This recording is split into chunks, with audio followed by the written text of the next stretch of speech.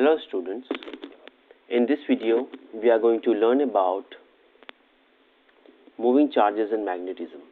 This is unit 4 of class 12th physics, and in today's concept we are going to learn about the Biot-Savart law and its applications. Okay, myself Bakhtiyar Khan, having 6 years of teaching experience, and I have been guiding students from 2016 onwards, and student had made into good colleges of India and abroad, and I'm presently training a student of class 11th and 12th for as well as for JEE Main and NET. So my contact details and email has been given on the slide. Those students who are interested to enroll in my course, please contact me for further details. So in today's sessions we are going to learn an important applications of Biot-Savart law, and we will know about the Biot-Savart law. So with this note, let us begin our sessions. This chapter is about the moving charges and magnetism. For this to understand, we must understand what is magnetic field. Magnetic field क्या होता है? Let us understand those concepts. What do you mean by the concept of magnetic field? So we are going to learn about moving charges and magnetism. First concept we are going to learn about the concept of magnetic field. The concept of magnetic field. Let us understand what is magnetic field. हम लोगों को पता है electric field क्या होता है. In a similar fashion magnetic field क्या होता है वो बताता हूँ मैं. कि suppose we have a bar magnet. ये बार मैग्नेट है, ठीक है. ये नॉर्थ है, ये साउथ है. इसमें क्या हो रहा है कि जब मैग्नेट के पास मैग्नेट का कुछ रीजन और स्पेस होता है. सपोज कि ये रीजन और स्पेस है, ये रीजन और स्पेस है जहाँ पर मैग्नेटिक फील्ड क्या कर रहा है, मैग्नेटिक फोर्स लगा रहा है. ये जो बार मैग्नेट है, ये बार मैग्नेट क्या करता है कि अपनी विसिनिटीज में एक फोर्स क्रिएट करता है. जैसे कोई भी हम एक आयरन ऑब्जेक्ट्स यहाँ पर रखेंगे, कोई भी आयरन ऑब्जेक्ट्स अगर हम रखेंगे तो आयरन लाइक ऑब्जेक्ट्स रखेंगे तो इसमें क्या होगा, अट्रैक्शंस होगा. अगर हम कोई दूसरा मैग्नेट रखेंगे या तो अट्रैक्शन या तो रिपल्सन होगा. अगर इस मैग्नेट को इसके रीजन से आउट रख देंगे तो there will be no force acting on the magnet, no force acting on the particles on the substance, acting on the substance. यानी कि इसका जो ताकत है, मैग्नेटिक फील्ड जो मैग्नेट क्रिएट कर रहा है, उसका ताकत सिर्फ यहीं तक लिमिटेड है. And after that the influence of this magnet is not felt by the substance here. यहाँ पर कोई इफेक्ट नहीं दिखाया जा रहा है. तो मैग्नेटिक फील्ड क्या होता है कि द रीजन और स्पेस अगर हम इसका magnetic lines of forces create करेंगे तो कैसे क्रिएट होगा, इस तरह से क्रिएट होता है. नॉर्थ से साउथ की तरफ, नॉर्थ से साउथ की तरफ, इस तरह से, ठीक है. नॉर्थ साउथ इस तरह से. और इनसाइड में अंदर तक होता है, इनसाइड में साउथ से नॉर्थ होता है. इलेक्ट्रिक फील्ड में केवल इमिनेट होता है चार्जेस से, लेकिन यहाँ पर इनसाइड में भी मैग्नेटिक फील्ड होता है, जो कि हम लोग बाद में देखेंगे. अभी फिलहाल ये magnetic lines of forces create कर रहा है. मतलब ये इन्फ्लुएंस दिखा रहा है कि किस तरह से magnetic lines of force create होता है. इस तरह से बहुत हो सकता है, बहुत हो सकता है, यहाँ पर भी बहुत हो सकता है, यहाँ पर भी बहुत हो सकता है. तो अगर हम इसके पास एक मैग्नेटिक निडल रखें, सपोज कीजिए कि हम लोग एक मैग्नेटिक निडल इसके पास रखा, इसके मैग्नेटिक लाइंस ऑफ फोर्स जहाँ पर बना हुआ है, इसके पास हम लोगों ने एक मैग्नेटिक निडल रखा. तो मैग्नेटिक निडल क्या करेगा, मैग्नेटिक निडल क्या करेगा, मैग्नेटिक निडल क्या करेगा कि एक फोर्स एक्सपीरियंस करेगा. इसका डायरेक्शन अलाइन हो जाएगा इस तरह से मैग्नेटिक निडल का डायरेक्शन अलाइन हो जाएगा. तो यानी कि जैसे ही मैग्नेट के पास इस मैग्नेटिक निडल को रखा तो इसका निडल अलाइन हुआ किसी पर्टिकुलर डायरेक्शंस में. तो जहां तक ये इन्फ्लुएंस को फील कर पा रहा है ये निडल, तो वहां तक वो क्या कह सकते हैं कि रीजन और स्पेस ऑफ मैग्नेटिक फील्ड है. वहां तक मैग्नेटिक फील्ड एक्ट कर रहा है किसी भी सब्सटेंस पे या मैग्नेटिक निडल पे. तो हम लोग जो आप समझ सकते हैं कि कंसेप्ट ऑफ मैग्नेटिक फील्ड क्या है, the region or space around a magnet, or space around a magnet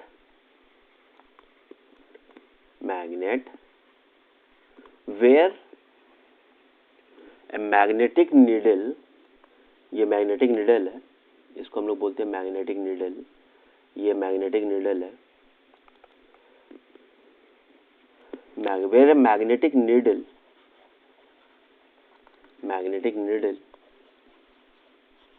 experiences a torque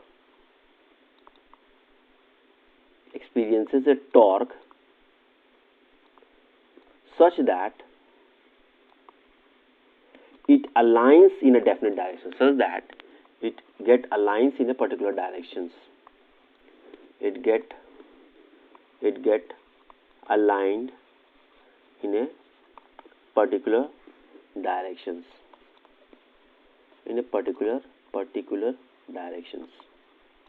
तो ये कॉन्सेप्ट हमारा क्या है, मैग्नेटिक फील्ड का, ठीक है। तो ऐसे रीजन और space around a magnet where magnetic needle experiences torque such that it get aligned in a particular direction is called magnetic field. हम लोग इसको क्या कह सकते हैं, ये मैग्नेटिक फील्ड है। और हम लोग वैसे भी जानते हैं कि अगर मैग्नेट के पास अगर कोई ऑब्जेक्ट को रखते हैं, या तो वो एक्सपीरियंस करेगा क्या, अट्रैक्शन और रिपल्सिव फोर्स करेगा, ठीक है। अगर दूसरा मैग्नेट होगा तो या तो अट्रैक्टिव या तो रिपल्सिव फोर्स एक्सपीरियंस करेगा। अगर कोई आयरन ऑब्जेक्ट रखे तो वो अट्रैक्शन फील करेगा। तो ये हमारा कॉन्सेप्ट है मैग्नेटिक फील्ड का। तो मैग्नेटिक फील्ड को सबसे पहले एक डैनिश साइंटिस्ट ने निकाला था जिसका नाम था Oersted. Hans Oersted was a Danish scientist who concluded that there is a magnetic effect of electric current. So how he did, let us understand. हम लोग उसको समझते हैं कि ऑरेस्टेड एक्सपेरिमेंट में हुआ क्या था। Now let us come to an Oersted experiment. Oersted experiment.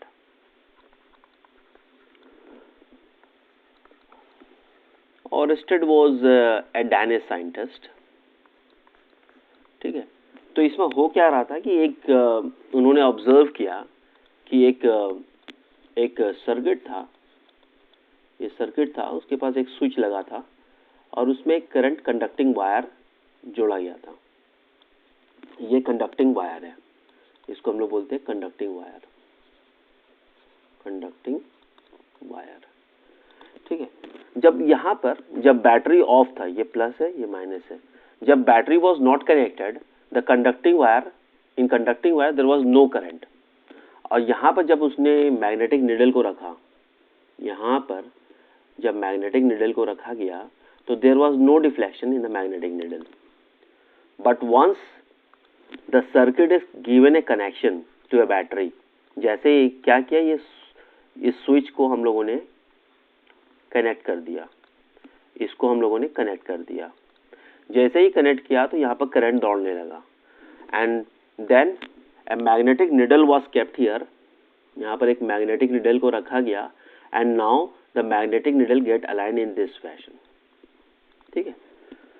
तो it was observed that when there was no current, जब no current था in a circuit, there was no deflection. When no current, there was no deflections. No deflection in magnetic needle. No deflection in magnetic needle. No deflection in magnetic needle.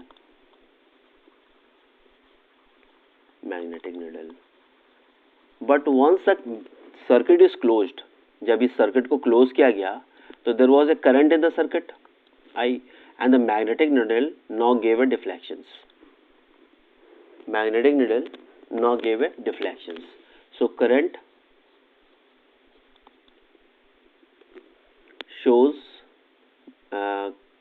creates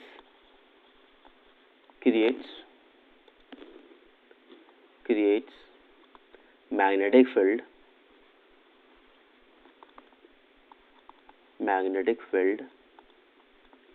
and magnetic needle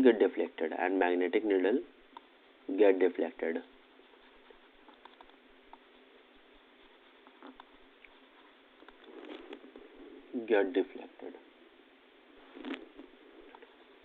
तो Danish scientist Hans Ørsted concluded that there is a magnetic effect of electric current. उसने क्या conclude किया? He concluded, Danish scientist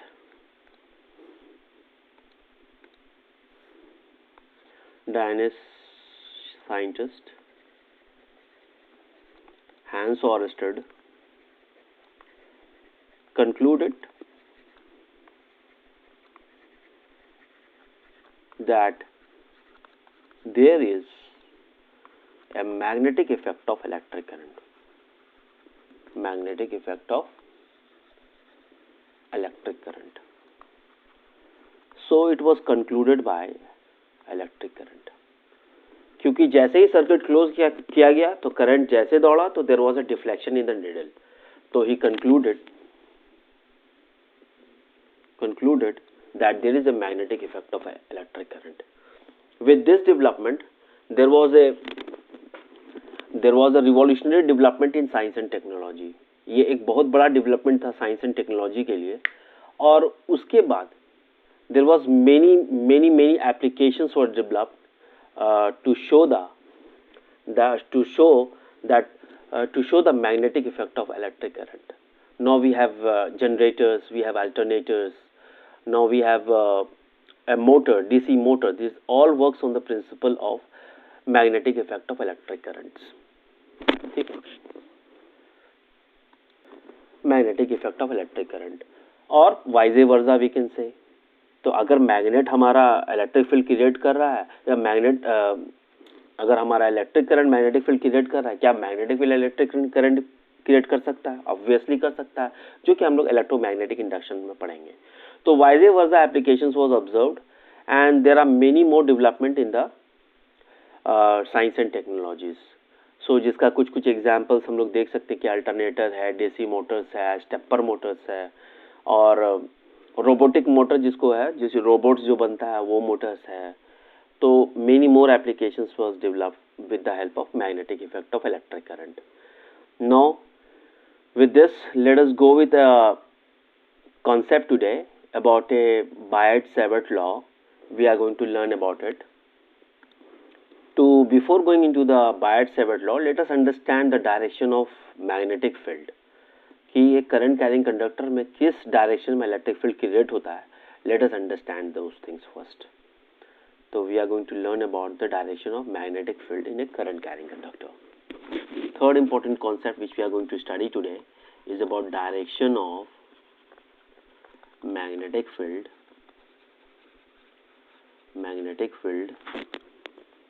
in a current carrying wire. In a current carrying wire. To find the directions, we are going to use a right hand thumb rule. That will entirely solve our problems of finding out the direction of a magnetic field. To find अगर direction of magnetic field हम लोग को निकालना है तो what we are going to do? तो direction of magnetic field in a current carrying wire, इसमें कैसे निकाला जाता है direction? We are going to use a right hand thumb rule. ठीक है, what we are going to use? We are going to use right hand thumb rule. Right hand thumb rule क्या कहता है कि आपको कैसे करना है. अगर आपके पास एक करंट कैरिंग कंडक्टर है, सपोज कीजिए कि आपके पास एक करंट कैरिंग कंडक्टर है, ये सपोज कीजिए आपके पास एक करंट कैरिंग कंडक्टर है, और करंट कैरिंग कंडक्टर में करंट इस तरह से आपका करंट दौड़ रहा है किसी वायर में. तो आपको कैसे करना है? राइट हैंड थंब रूल से. राइट हैंड थंब रूल से आपको कैसे करना है? आपको इस तरह से इस तार को होल्ड करना है, इस तरह से, ऐसे ऐसे इस तरह से होल्ड करना हाथ को. और ये जो डायरेक्शन है, ये आपका डायरेक्शन क्या देगा? आपका करंट का डायरेक्शन देगा. ये करंट का डायरेक्शन देगा, ये करंट का डायरेक्शन देगा. इस तरह से होल्ड करना है ताकि आपको करंट का डायरेक्शन में आपको आपका थंब पॉइंट करे. ये करंट का डायरेक्शन है, ठीक है, करंट का डायरेक्शन है. और ये जो आपका फिंगर कर्ल हो रहा है, इस तरह से आपका फिंगर कर्ल हो रहा है, तो ये आपका क्या देगा? ये जो डायरेक्शन देगा ऑफ मैग्नेटिक फील्ड। इस तरह से जो फिंगर आपका कर्ल हो रहा है, इस तरह से फिंगर कर्ल हो रहा है, ये क्या देगा, डायरेक्शन ऑफ मैग्नेटिक फील्ड देगा, ये डायरेक्शन ऑफ मैग्नेटिक फील्ड देगा। ठीक है, तो किसी भी करंट कैरिंग कंडक्टर में आपको क्या करना है, अपने थंब को करंट के डायरेक्शन में होल्ड करना, और जो फिंगर आपका जो कर्ल करेगा, ये जो फिंगर आप देख रहे हैं, ये जो कर्ल करेगा, ये फिंगर जो है, ये फिंगर्स जो है आपको डायरेक्शन ऑफ मैग्नेटिक फील्ड देगा। ठीक है, तो हम एक बार इसको डायग्रामेटिकली आपको दिखाते हैं कि किस तरह से आपको डायग्रामेटिकली समझना है।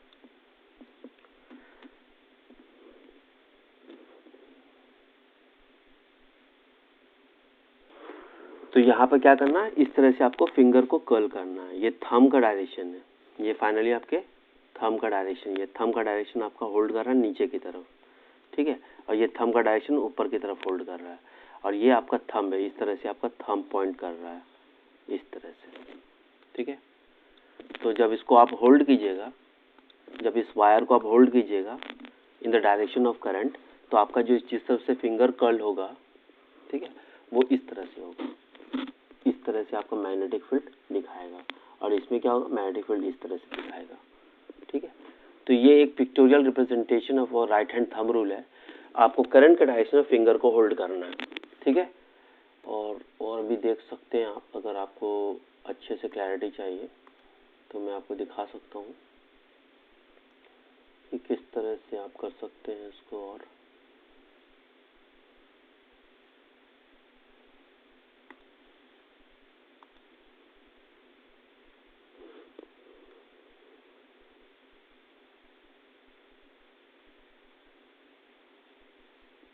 यहाँ पर देखिए, इस तरह से आपको फिंगर को होल्ड करना है।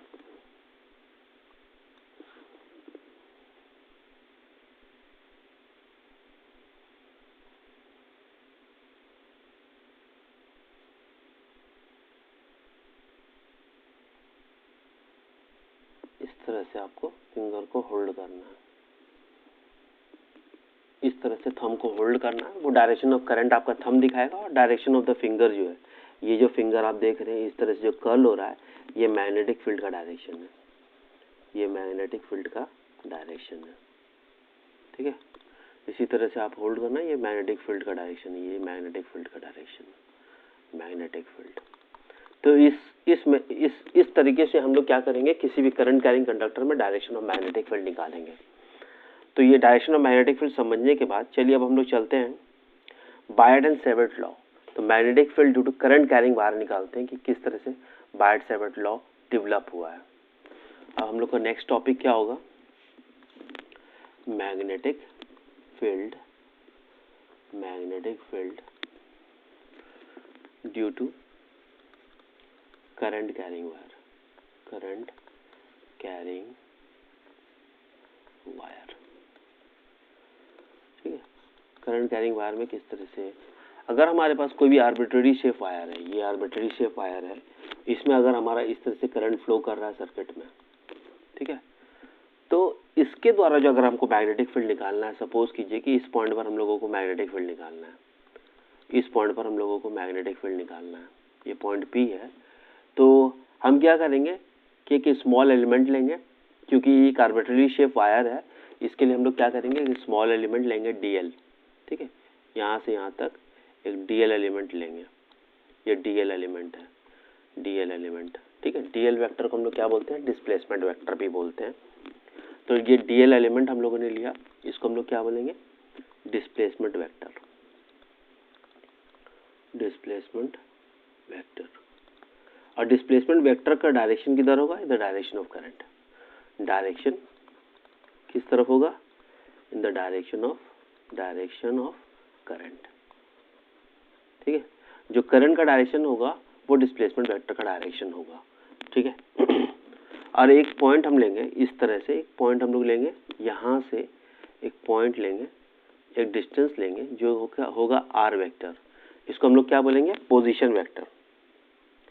इसको हम लोग क्या बोलेंगे, पोजीशन वेक्टर। इसको हम लोग क्या बोलेंगे, position vector, position vector of point P of point P where magnetic field is to be calculated, where magnetic field is to be calculated, ठीक है, calculated, ठीक है, with respect to current element, current element। तो हम लोग क्या किए, current carrying wire में एक स्मॉल एलिमेंट dl लिए और इस dl वेक्टर, ये जो करंट एलिमेंट है dl वेक्टर, वो कितना मैग्नेटिक फील्ड प्रोड्यूस कर रहा है, जब हम लोग एक स्मॉल एलिमेंट के लिए हम लोग निकाल लेंगे तो फर्दर उसको क्या करेंगे, इंटीग्रेट कर देंगे। इंटीग्रेट करने से हमारा पूरा एलिमेंट्स के लिए निकल जाएगा मैग्नेटिक फील्ड। तो बायट-सैवर्ट ने बताया, Biot Savart arrived at, Biot and Savart arrived at, किस तरह से इन लोगों ने रिलेशन डेवलप किया इस करंट कैरिंग वायर के द्वारा मैग्नेटिक फील्ड, किस फॉर्मूला से, किस एक्सप्रेशन से इन लोगों ने कैलकुलेट किया magnetic field due to current carrying wire.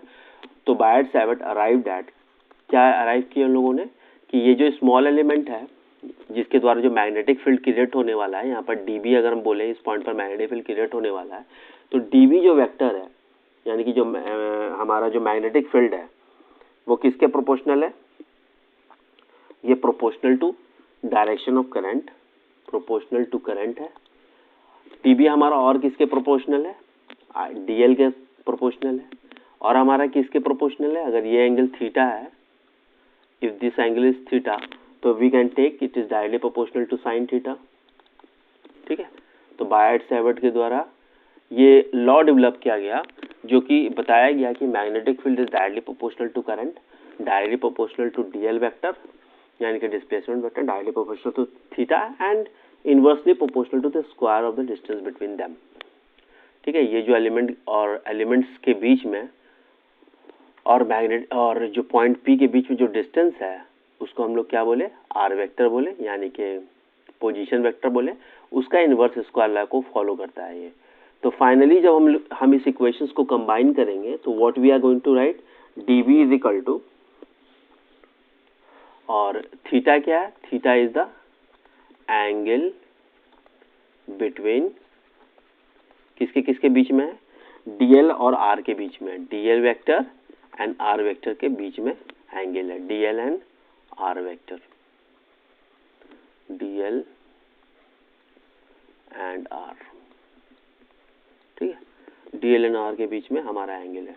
जब इस सारे लॉ को, जब इस सारे गवर्निंग जो फैक्टर्स है उसको जब कंबाइन करके लिखेंगे तो what we can write, dB is directly proportional to I dl sine theta by r square. तो ये लॉ डेवलप किया कि मैग्नेटिक फील्ड किस पर निर्भर करता है, करंट पर, dl वेक्टर यानी कि डिस्प्लेसमेंट वेक्टर पर, थीटा यानी कि साइन थीटा, मतलब theta is the angle between dl and r is the distance between them. जब इस प्रोपोर्शनैलिटी को हटाएंगे तो what we get a constant that is equal to mu 0/4 pi I dl sine theta by r square, ठीक है। तो ये हमारा बायट एंड सैवर्ट लॉ है। इसने बताया कि एक स्मॉल एलिमेंट लेंगे तो उसके द्वारा जो मैग्नेटिक फील्ड क्रिएट होगा वो कितना होगा, वो इतना क्रिएट होगा, इतना क्रिएट होगा, ठीक है, इतना मैग्नेटिक फील्ड क्रिएट होने वाला है, ठीक है। अब चलते हैं हम लोग, ठीक है, चलते हैं। म्यू 0/4 पाई का जो वैल्यूज है, ठीक है, म्यू 0 का मतलब क्या होता है, म्यू 0 का मतलब होता है मैग्नेटिक परमिएबिलिटी। इसको क्या बोलते हैं हम लोग, मैग्नेटिक परमिएबिलिटी। मैग्नेटिक परमिएबिलिटी क्या होता है, ability of the material to allow magnetic field. Permeability जैसे हम लोग पढ़े थे इलेक्ट्रिक फील्ड में परमिटिविटी, इसी तरह परमिएबिलिटी ऑफ फ्री स्पेस होता है जो अलाउ करता है magnetic field in a conductor,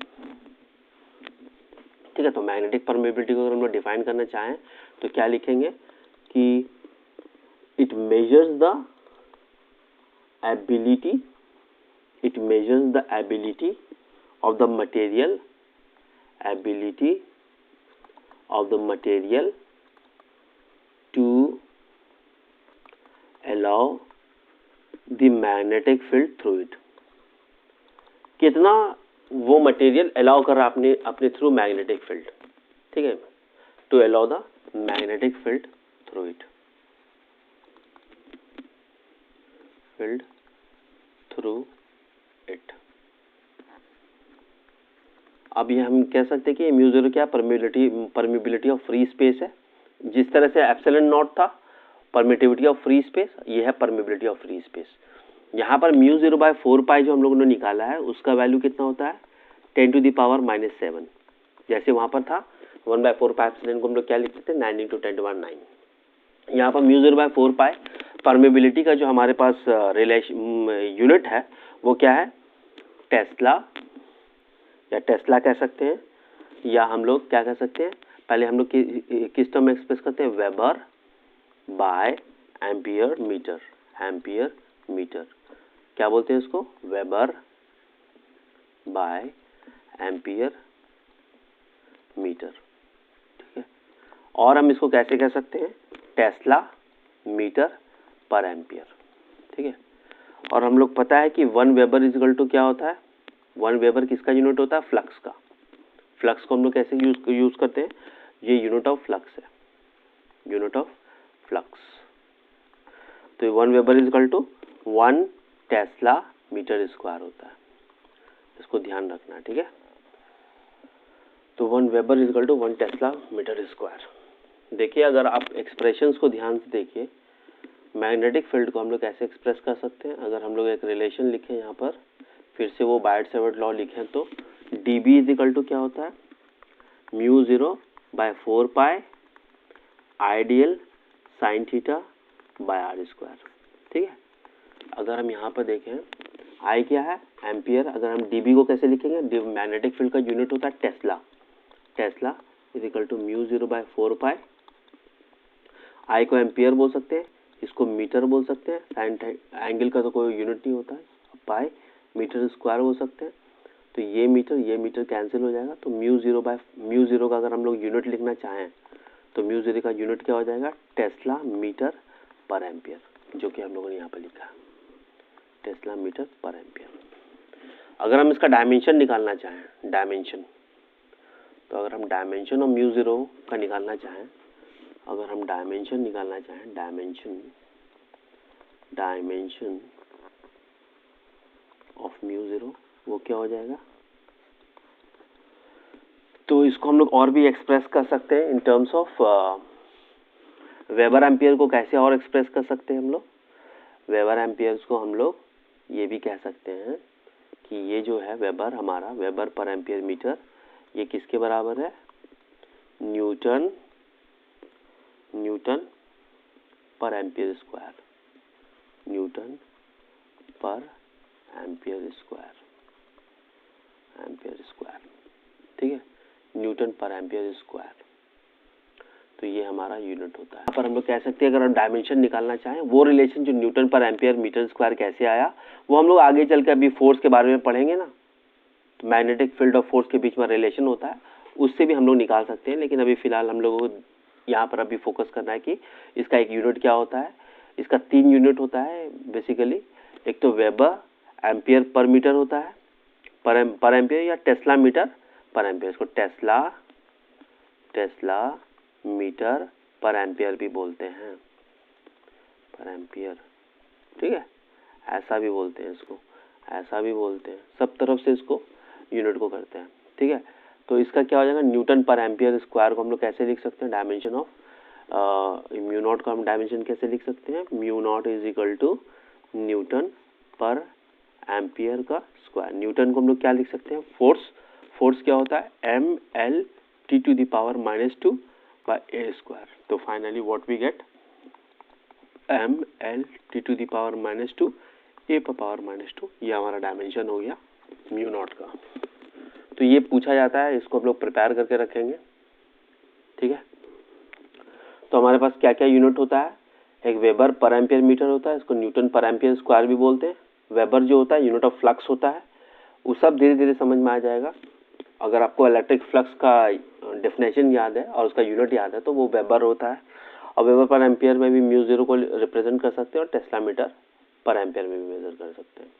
ठीक है, तो ये था हमारा यूनिट ऑफ म्यू नॉट और डायमेंशन ऑफ म्यू नॉट। अब हम लोग एक रिलेशंस पढ़ेंगे म्यू नॉट और एप्सिलॉन नॉट का रिलेशंस। तो let us see the relations between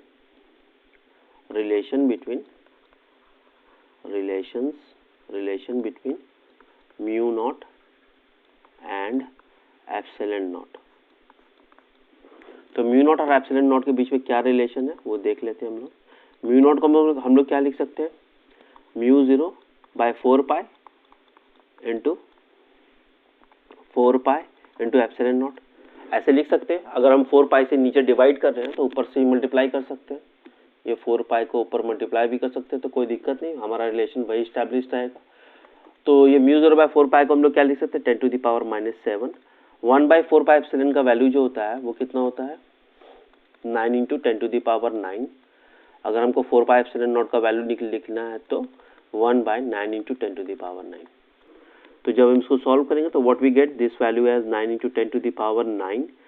तो ये क्या हो जाएगा, इसको नीचे भेजेंगे तो 1/9 इंटू 10⁻9 इंटू 10⁻7। तो finally what we get 1 into 9 into 10⁻16। इस 10⁻16 को हम लोग क्या लिख सकते हैं, इसको हम लोग क्या लिख सकते हैं, 1/3 इंटू 10⁸ का whole square. This is what, speed of light. ये क्या है हमारे पास, स्पीड ऑफ लाइट है। तो finally what we can conclude कि ये c स्क्वायर के बराबर है। ठीक है, तो ये c स्क्वायर के बराबर है। तो म्यू नॉट और एप्सिलॉन नॉट का वैल्यू रिलेशन क्या है, c स्क्वायर के बराबर है। तो finally what we get, c is equal to 1/√अंडर mu naught into epsilon naught. तो ये हमारा रिलेशन है किसके बीच में, speed of light mu naught और एप्सिलॉन नॉट के बीच में। तो इसको हम लोग को ध्यान रखना है। ठीक है, तो बायोट-सैवर्ट लॉ में कोई इफ एंड बट्स नहीं होने चाहिए, क्योंकि वो लॉ है, लॉ में कोई मैनिपुलेशन नहीं होता, वो जैसे दिया जाता है उसको वैसे ही ऑब्जर्व किया जाता है। ठीक है, तो इसने बायोट-सैवर्ट में क्या बताया था कि जो मैग्नेटिक फील्ड है वो किस पर है, करंट पर भी निर्भर कर रहा है, डीएल पर भी निर्भर कर रहा है, साइन थीटा और आर स्क्वायर पर। यहाँ पर ध्यान रखना है कि आई और डीएल के बीच में जो रिलेशन है इसको हम लोग क्या बोलते हैं, करंट एलिमेंट। इसको क्या नाम बोलते हैं, इसको करंट एलिमेंट बोलते हैं। ठीक है, इसका नाम करंट एलिमेंट है। ठीक है, तो आई डीएल को हम लोग क्या बोलते हैं, करंट एलिमेंट। ठीक है, तो ये था हमारा बायोट एंड सैवर्ट लॉ। इसका यूनिट हम लोगों ने देखा। अगर हमने ये क्या निकाला, एक स्मॉल एलिमेंट डीबी के लिए निकाला। अगर हम लोगों को magnetic field due to entire conductor चाहिए तब हम लोग क्या करेंगे, अगर हमको magnetic field due to entire conductor चाहिए तो magnetic field due to entire conductor निकालना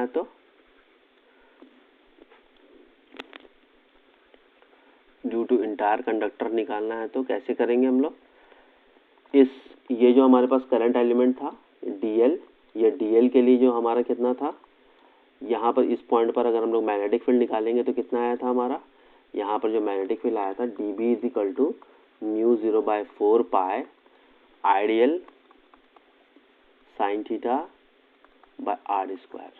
ठीक है, अगर हमको इंटायर कंडक्टर के लिए निकालना है तब तो क्या करेंगे, b इज इक्वल टू इसका इंटीग्रेशन कर देंगे dB।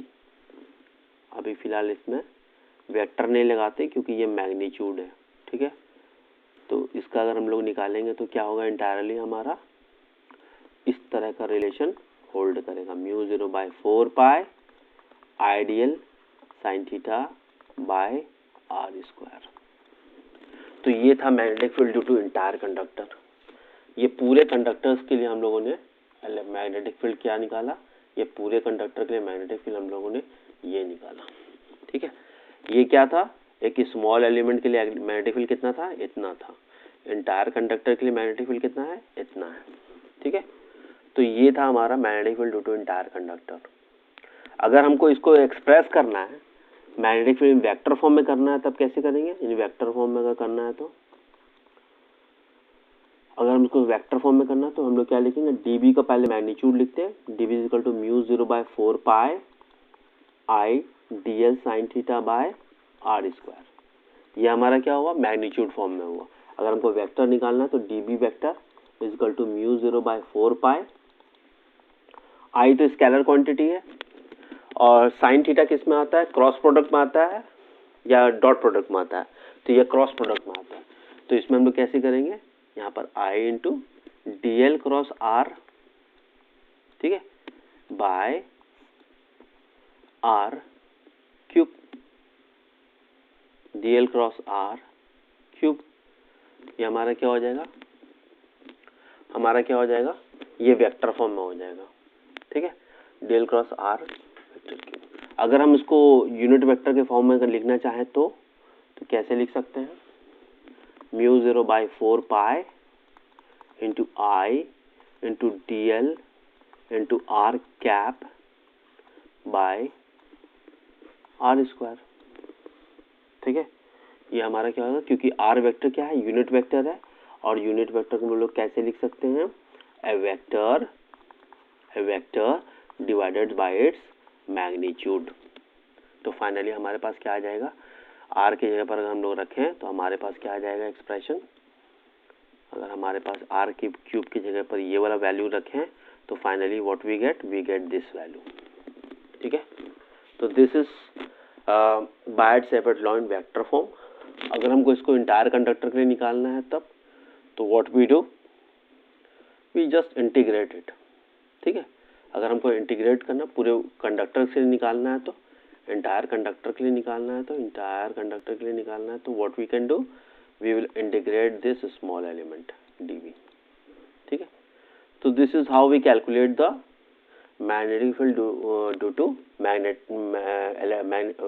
Due to current carrying conductor, okay.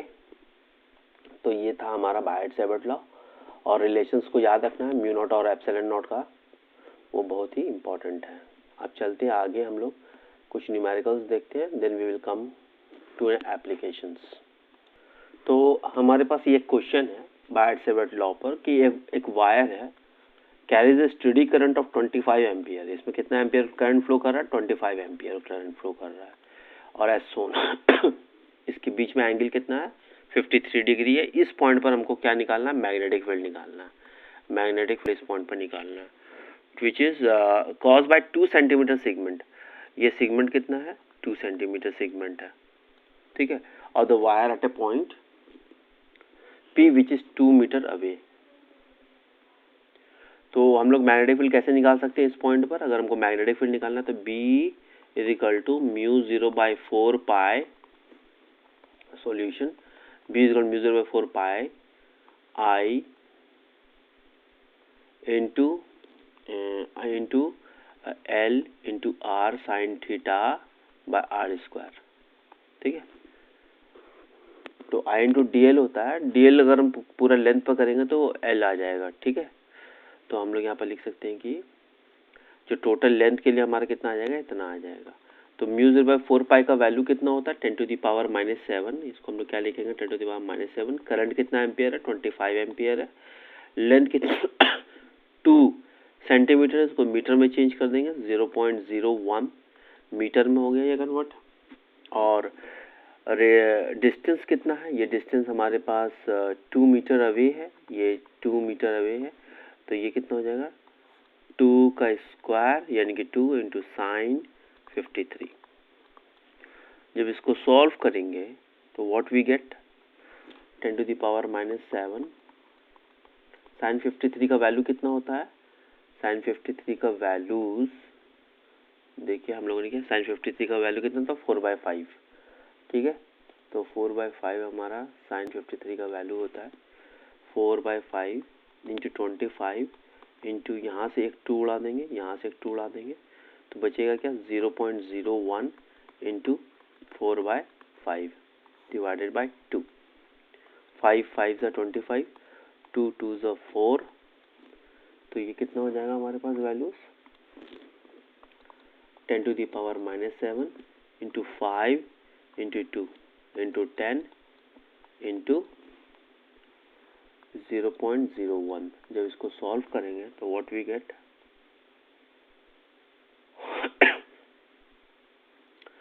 तो ये हो जाएगा 10⁻⁻7 इंटू 10/100। ठीक है, ये ख़त्म 10⁻⁻8 टेस्ला। ये हमारा आंसर आ गया। ठीक है, तो ये हमारा मैग्नेटिक फील्ड का आंसर आ गया।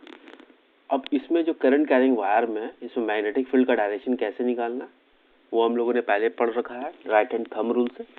अगर इस वायर में मैग्नेटिक फील्ड का करंट ऐसे फ्लो कर रहा है तो ये कितना मैग्नेटिक फील्ड कैसे क्रिएट करेगा, हम लोग फिंगर के डायरेक्शन में हमारा करंट होगा। ठीक है, इस तरह से होल्ड करेंगे और ये जो है हमारा थंब इस तरह से होगा। ठीक है, इस तरह से ऐसे ऐसे करके इस तरह से होल्ड करेंगे। ठीक है, तो ये जो डायरेक्शन हमारा कैसे जा रहा है, ऐसे जा रहा है। ठीक है, अगर आप गौर से देखिएगा तो ये डायरेक्शन हमारा कैसे जा रहा है, ऐसे इन द डायरेक्शन, इस तरह से हमारा डायरेक्शन जा रहा है।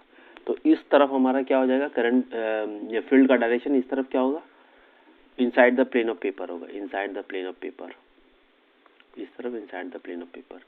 जब ये थंब इधर आएगा घूम के, जब आप इस थंब को देखेंगे, ये थंब इधर घूम के आएगा, इस तरह से ऐसे घूम के आएगा, तो ये कैसे बनाएगा डायरेक्शन, इस तरफ क्या होगा, निकलेगा।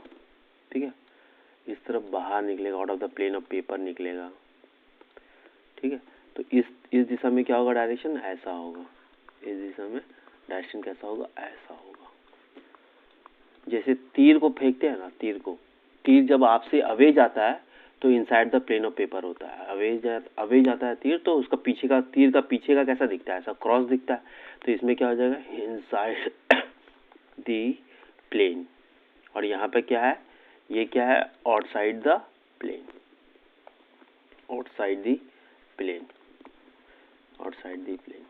ठीक है, तो इस तरह से हम लोग क्या करेंगे, डायरेक्शन निकाल सकते हैं, direction of current carrying wire, direction of magnetic field in a current carrying wire, इस तरह से हम लोग निकाल सकेंगे। तो हम कह सकते हैं, अगर हम इसको जनरलाइज करें, तो अगर हमारे पास करंट का डायरेक्शन ऐसे है, करंट का डायरेक्शन सपोज कीजिए ऐसे है, तो मैग्नेटिक फील्ड कैसे आएगा, ऐसे आएगा, ऐसे पूरी जगह इस तरह से, ऐसे। ठीक है, इस तरह से ऐसे आएगा, ये ऐसे इस तरफ से निकलेगा, इस तरह से निकलेगा, इस तरह से निकलेगा, इस तरह से निकलेगा, इस तरह से। तो इस तरफ क्या हो जाएगा, प्लेन की तरफ हो जाएगा, और इस तरफ क्या हो जाएगा, प्लेन के आउटसाइड। इस तरफ अंदर, इस तरफ बाहर, इस तरफ अंदर, इस तरफ बाहर। ठीक है, इस तरफ बाहर, इस तरफ अंदर, इस तरफ बाहर। अगर करंट का डायरेक्शन सपोज कीजिए कि ऐसा दिखे, तब करंट का डायरेक्शन ऐसा दिखे, तो हमारा करंट का डायरेक्शन ऐसे है, तो मैग्नेटिक फील्ड का डायरेक्शन कैसे हो जाएगा, ऐसे हो जाएगा, इस तरह से। ठीक है, इस तरह से फिंगर को ऐसे होल्ड करेंगे तो हमारा जो थंब है ऐसे घूम के आएगा, ऐसे। ठीक है, ऐसे घूम के आएगा। ठीक है, तो फिंगर का डायरेक्शन में हमारा क्या हो जाएगा, इस तरह से घूम के आएगा, ऐसा। अगर हम ऐसे करें तो ये कैसे आएगा, ऐसे आएगा, ऐसे। तो यहाँ से ये ऐसे आएगा, ये ऐसे आएगा। ठीक है, ऐसे ऐसे बनेगा लूप, इस तरह से लूप बनेगा, ऐसे इस तरह से लूप बनेगा। यहाँ पे क्या होगा, अगर ऐसे करें तो इधर से तो निकल रहा है, ऐसे अगर हम देखें लूप का ऐसे जा रहा है, तो ये इनसाइड जा रहा है। आप देखो ये क्या जा रहा है, ये इनसाइड जा रहा है, इनसाइड। तो यहाँ पर ऐसा होगा, यहाँ पर क्या होगा, निकल रहा है, बाहर की तरफ आ रहा है, तो ये कैसा हो जाएगा, ऐसा। यहाँ घुस रहा है, ये घुस रहा है तो ऐसा दिखेगा, यहाँ से निकल रहा है तो ऐसा दिखेगा। ये यहाँ देखिए, ये घुस रहा है तो ऐसा दिखेगा, यहाँ निकल रहा है तो ऐसा दिखेगा। तो डायरेक्शन ऑफ करंट चेंज होगा तो मैग्नेटिक फील्ड का भी डायरेक्शन चेंज हो जाएगा। तो इस तरह से हमारा क्या हो जाएगा, मैग्नेटिक फील्ड का डायरेक्शन निकल गया। तो इस तरह से आउटसाइड और इनसाइड द प्लेन हम लोग बात करते हैं। अब चलते हैं कुछ एप्लीकेशंस देखते हैं। एप्लीकेशंस ऑफ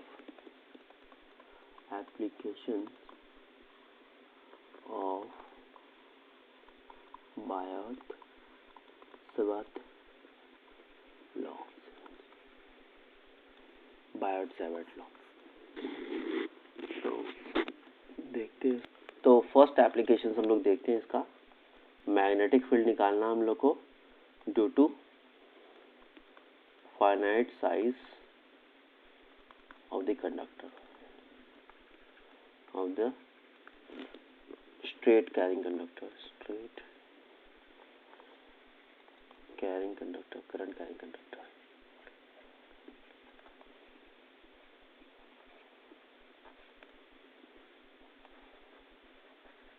ठीक है, तो हमारे पास क्या है, हम लोग को मैग्नेटिक फील्ड निकालना है due to finite size of the current carrying conductor. तो सबसे पहले क्या करेंगे एक वायर लेंगे जिसका लेंथ क्या होगा, फाइनाइट साइज होगा। ठीक है, और इस पॉइंट पर सपोज कीजिए कि इस पॉइंट पर हम लोगों को मैग्नेटिक फील्ड निकालना है, इस पॉइंट पर मैग्नेटिक फील्ड निकालना है। तो ये सबसे पहले क्या करेंगे, एक मिडिल पॉइंट से जो डिस्टेंस लेंगे वो कितना हो जाएगा, r हो जाएगा। ये r इज अ डिस्टेंस है। ठीक है, तो इसका जो आखिरी वाला एंड है, ये आखिरी एंड और ये आखिरी एंड, इसमें एक लाइन सब्सटेंड करेंगे, यहाँ से एक लाइन सब्सटेंड करेंगे जो कि इसको टच करेगा यहाँ पे। फिर एक दूसरा लेंगे, यहाँ से एक वायर को, यहाँ से एक आर्बिट्ररी लाइन, ये इमेजिनरी लाइन ड्रॉ करेंगे। ये पूरा entire length of the conductor हमारा कवर हो गया इस एंगल के। जो सपोज कीजिए ये एंगल हमारा φ1 है और ये टोटल एंगल हमारे पास φ2 है। ठीक है, ये क्या है, φ1 है और ये एक φ2 है, ये φ2 है। अब हम क्या करेंगे, सपोज कीजिए इसका लेंथ 12 है, ये इंटायर लेंथ अगर इसका 12 है, ठीक है, छोड़िए इसका लेंथ फाइनाइट साइज का लेके चलिए, लेंथ मत मानिए, लेंथ कुछ भी हो, कोई भी लेंथ का हो, उससे हमें कोई लेना देना नहीं है। ये φ2 है, ये φ2 है। अब ये अगर यहाँ से क्या करेंगे, इस यहाँ पर से, इस पॉइंट O से, इस पॉइंट O को अगर हम लेते हैं, यहाँ से कि स्मॉल एलिमेंट लेंगे, यहाँ से यहाँ तक का स्मॉल एलिमेंट, इस स्मॉल एलिमेंट का जो लेंथ लेंगे वो कितना लेंगे, dl लेंगे, dl डिस्प्लेसमेंट वेक्टर। इस स्मॉल लेंथ के द्वारा यहाँ पर एक एंगल प्रोजेक्ट करेगा। ये एंगल को यहाँ से जोड़ेंगे, ये एंगल यहाँ से जोड़ेंगे, इस पॉइंट P से जोड़ेंगे, इस पॉइंट P से जोड़ेंगे, यहाँ से जोड़ेंगे। ठीक है, इस एंगल को हम लोग ले लेते हैं फाई ले लेते हैं। ठीक है, इसके द्वारा जो एंगल सबस्टेंड हो रहा है वो कितना एंगल सबस्टेंड हो रहा है, डी फाई ले लेंगे।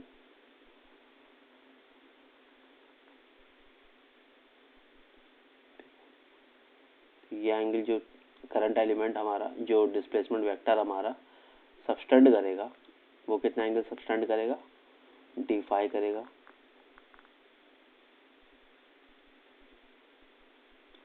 ये एंगल कितना सबस्टेंड करेगा, डी फाई करेगा। यहाँ से यहाँ तक अगर लेंथ अगर हम लोग एल लेते हैं, ठीक है, तो उसके पास जो स्मॉल एलिमेंट होगा वो कितना होगा, डीएल होगा। ओ से अगर हम कोई पॉइंट लेते हैं, सपोज कि ये ई है, ये हमारा, ये ई लेते हैं, ये हम एफ लेते हैं। ठीक है, इस स्मॉल एलिमेंट जो सबस्टेंड करेगा, ई एफ जो है हमारा डीएल है, ई एफ क्या हमारा डीएल है, डीएल वेक्टर, ये वेक्टर हमारा डीएल है। तो ये सबस्टेंड करेगा, ओ से ई का जो लेंथ है एल है, उसमें से एक स्मॉल एलिमेंट डीएल लेंगे ताकि हम पूरे इंटायर लेंथ के लिए हम लोग मैग्नेटिक फील्ड कैलकुलेट कर सकें। तो ये जो स्मॉल एलिमेंट है, ये स्मॉल एलिमेंट है, ये स्मॉल एलिमेंट कितना मैग्नेटिक फील्ड क्रिएट करेगा, बायोट-सैवर्ट से देख चुके हैं हम लोग। तो डीबी को अगर हम लिखना चाहें तो क्या लिखेंगे, dB is equal to μ0/4 I dl sine theta. इसको अगर हम थीटा लेते हैं तो साइन थीटा बाय अगर ये इसको x लेते हैं, ये हमारा x है, तो ये x² हो जाएगा। ठीक है, तो ideal sine theta bye x²। तो dl साइन थीटा को हम लोग क्या लिख सकते हैं, अगर हम लोग डीएल साइन थीटा लिखना चाहेंगे। अगर ये थीटा है, सपोज कि ये थीटा, अगर ये थीटा है तो ये एंगल भी तो थीटा होगा कॉरस्पॉन्डिंग से। तो हम लोग को डीएल साइन थीटा चाहिए, डीएल साइन थीटा। तो अगर हम लोग देखें कि ये एंगल भी हमारा क्या हो जाएगा, थीटा हो जाएगा। तो थीटा हमारा क्या है, कॉरस्पॉन्डिंग एंगल है। यहाँ से एक लाइन प्रोजेक्ट करेंगे, यहाँ से एक लाइन अगर हम लोग प्रोजेक्ट करते हैं, इसको हम लोग जी मानते हैं। तो EG इज इक्वल टू हम लोग क्या कह सकते हैं, EG इज इक्वल टू, तो sine theta is equal to क्या लिख सकते हैं, sine theta is equal to perpendicular, यानी कि EG ये हमारा EG है, ये EG है, और ये DL है, ये DL है, ये DL है। तो EG बाय DL है। तो EG को हम क्या लिख सकते हैं, DL साइन थीटा। अब यहाँ पर देखिए इस EG को, ये ट्राइंगल को देखिए, ये ट्राइंगल, ये ट्राइंगल को देखिए, ये ट्राइंगल को देखिए।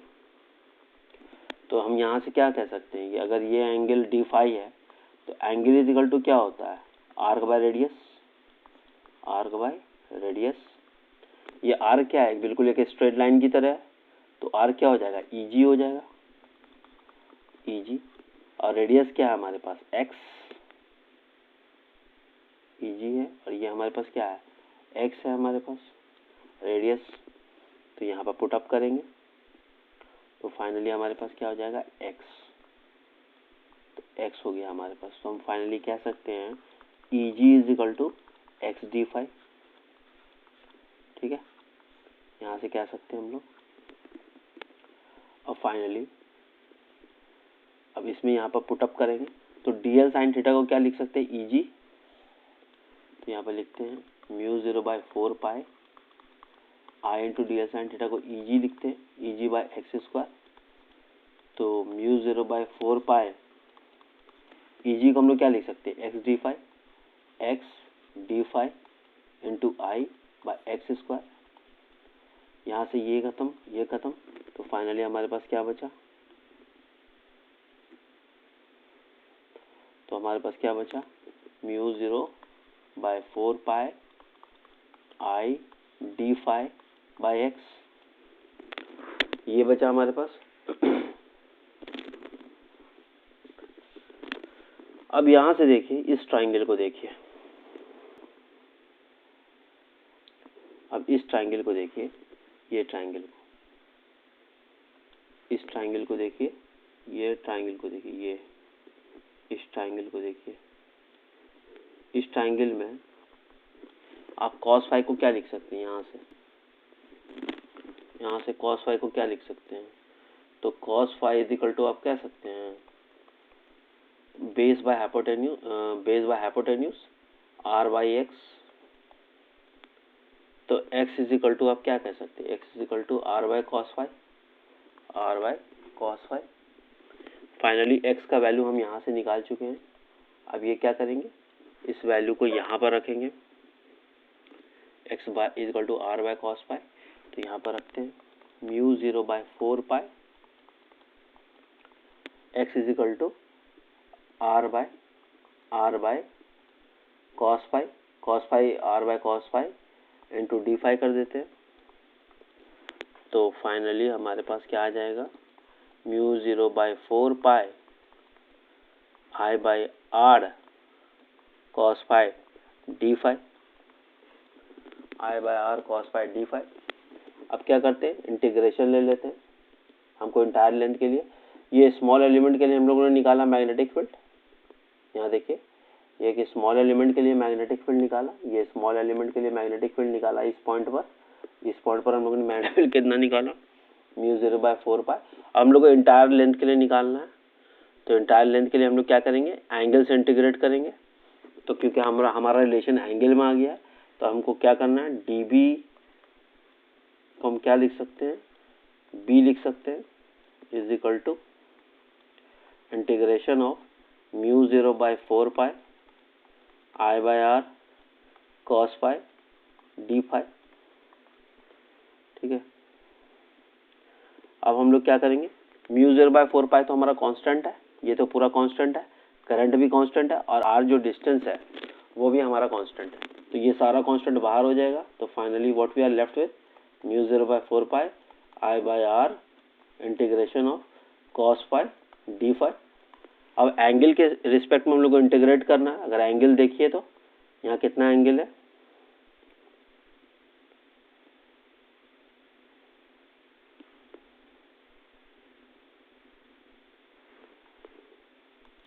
यहाँ एंगल देखिए। अगर एंगल देखने यहाँ पर देखिए एंगल कितना है, यहाँ से यहाँ तक एंगल कितना है, ये पूरा रीजन जो है हमारा एंगल कितना सब्सटेंड कर रहा है, फाई 1।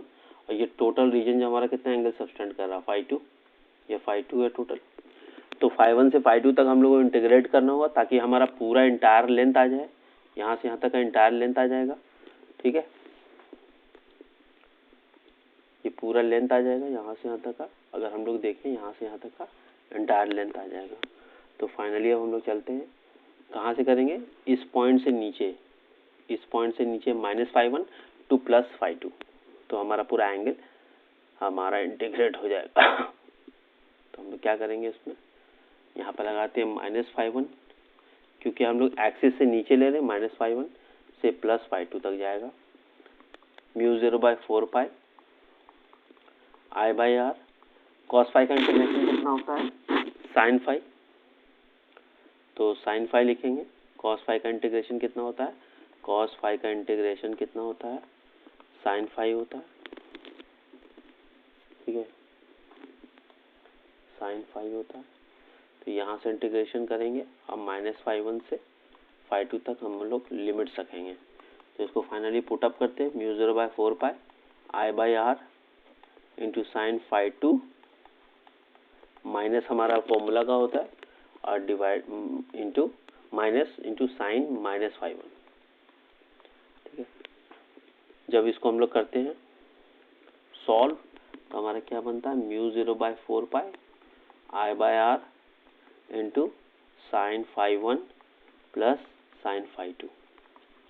ये हमारा आफ्टर सॉल्विंग हमारा टोटल इंटायर लेंथ के लिए हमारा मैग्नेटिक फील्ड कितना आ गया, इतना आ गया। ये हमारा टोटल मैग्नेटिक फील्ड आ गया, ठीक है। ये टोटल लेंथ के लिए हमारा मैग्नेटिक फील्ड आ गया। अब अगर हमारे पास एक केस रहे, लिमिटिंग केस एनालिसिस करते हैं, जिसको हम लोग LCA बोलते हैं, हम लोग लिमिटिंग केस एनालिसिस करते हैं। तो पहला जो केस एनालिसिस क्या है, अगर ये इनफाइनाइट लेंथ का हो तब क्या करेंगे, केस एनालिसिस करते हैं। अगर पहला केस क्या है, if infinite length of the wire, if the length of the conductor is infinite, तब उस केस में क्या करेंगे, तब उस केस में हम लोग क्या करेंगे कि हमारे पास लेंथ क्या है, इनफाइनाइट है। ये कंडक्टर है,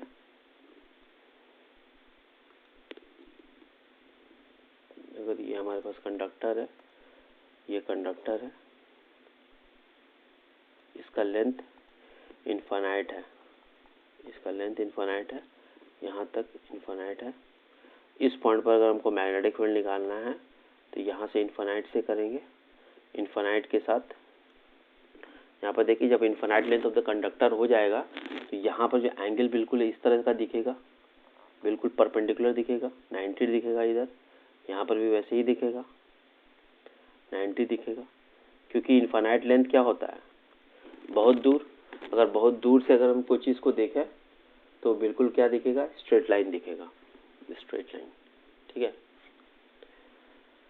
कोई चीज़ अगर कर्व हो रहा है, हम अगर यहाँ पर देखिए, अगर ये छोटा डिस्टेंस रहे, ये इनफाइनाइट लेंथ रहे, तो यहाँ पर जो एंगल बन रहा है, इस पॉइंट पर एंगल आप देख सकते हो। अगर ये एंगल, ये लेंथ बहुत बड़ा हो जाए तो ये जो एंगल ऑफ एलिवेशन होगा, एंगल ऑफ एलिवेशन क्या होगा, ये एकदम बिल्कुल 90 डिग्री हो जाएगा, ऐसे एकदम टच कर लेगा, दोनों पैरेलल ही हो जाएगा, तो लगभग 90 डिग्री के बराबर हो जाएगा। तो मैग्नेटिक फील्ड यहाँ पर क्या हो जाएगा, B = mu 0/4 I by R sine 90 plus sine 90 हो जाएगा, ठीक है। तो ये क्या हो जाएगा, mu 0/4 I by R sine 90 कितना था, 1 + 1, यानी कि म्यू 0/4 2I/r हो जाएगा।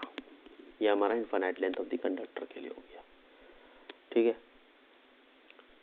अगर हम लोगों को किस टर्म में एक्सप्रेस करना है, जैसे कोई टेक्स्ट बुक में कैसा होता है रिलेशन, अगर हमारे पास ये infinite length of the conductor है, अगर हम एक दूसरा चीज़ इसमें देखें, दूसरा एनालिसिस देखें, तो इसमें अगर हमारे पास infinite length of the conductor है, ठीक है, ये infinite length of the conductor है या finite length of the conductor है, इसके द्वारा अगर हमको यहाँ पर मैग्नेटिक फील्ड निकालना है तो हमारा क्या मैग्नेटिक फील्ड का वैल्यूज आया था, इसके लिए हमारा मैग्नेटिक फील्ड का वैल्यू क्या आया था यहाँ पर, और यहाँ पर कितना आया था,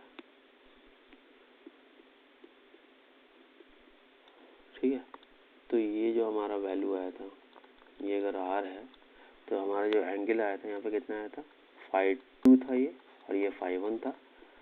उसके लिए अगर हमारा जो मैग्नेटिक फील्ड आया था कितना आया था, B = μ0/4π I/R into sine φ1 plus sine φ2, ठीक है। अगर हमारे पास सपोज करो ये एंगल अल्फा है, ये एंगल बीटा है, हमको अल्फा और बीटा के टर्म में एक्सप्रेस करना है। अल्फा और बीटा के टर्म में एक्सप्रेस करेंगे तो φ2 को क्या लिखेंगे, 90 माइनस अल्फा, इसको क्या लिखेंगे, φ1 को 90 माइनस बीटा।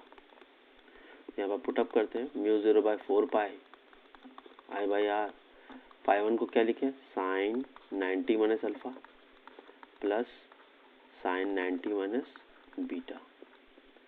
अल्फा और बीटा के टर्म में एक्सप्रेस करेंगे तो ये कितना आ जाएगा, μ0/4π I/R into sine 90 minus alpha cos alpha और प्लस कॉस बीटा।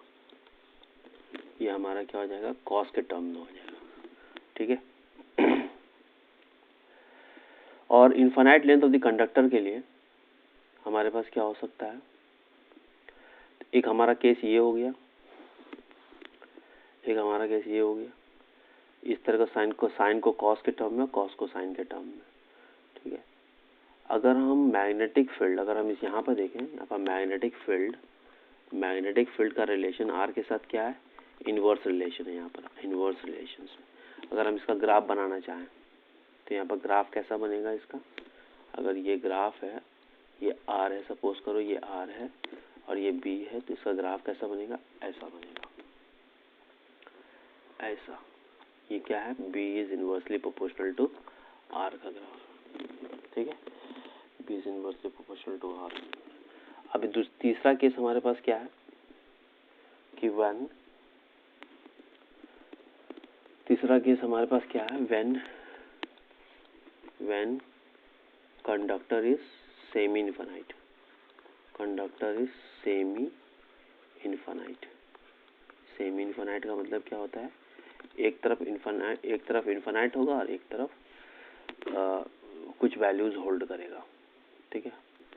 सपोज कीजिए कि हमारे पास एक कंडक्टर है, ये कंडक्टर है, सेमी इनफाइनाइट है, यानी कि यहाँ से यहाँ तक कितना होगा, या इन्फिनिटी तक रीच करेगा। इस पॉइंट पर हम लोगों को मैग्नेटिक फील्ड निकालना है। सपोज कीजिए कि इस पॉइंट पर हमको मैग्नेटिक फील्ड निकालना है, तो ये एंगल कितना सबटेंड करेगा और ये एंगल कितना सबटेंड करेगा। अगर हम बीटा की बात करें, अगर अल्फा बीटा के टर्म में बात करें, तो ये बीटा बिल्कुल 0 हो जाएगा और यहाँ पर जो अल्फा होगा वो 90 के बराबर हो जाएगा।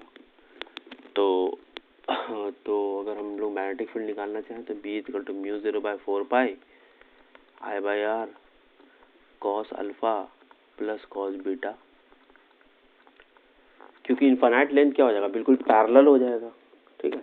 यहाँ से देखेंगे तो ये बिल्कुल बीटा 0 हो जाएगा, अगर यहाँ से देखेंगे तो ये φ2 क्या हो जाएगा, 90 डिग्री हो जाएगा, और φ1 अगर देखेंगे तो यहाँ पर क्या हो जाएगा, 0 डिग्री।